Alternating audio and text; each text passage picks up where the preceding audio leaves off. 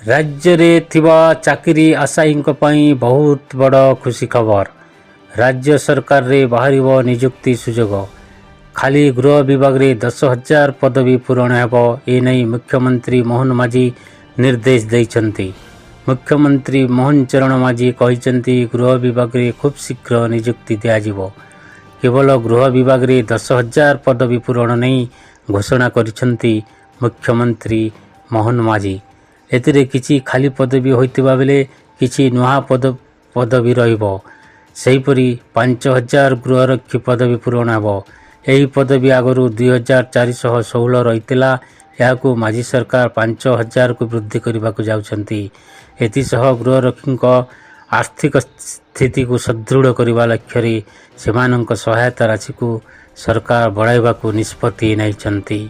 एही पदवी गुड़िको तुरंत ही पूरण करने को मोहन माझी निर्देश देइछन्ति।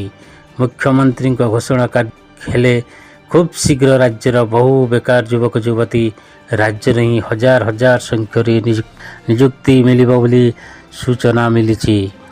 वीडियोटी भल लगिले आम चैनल को लाइक और सब्सक्राइब कर नियंतु।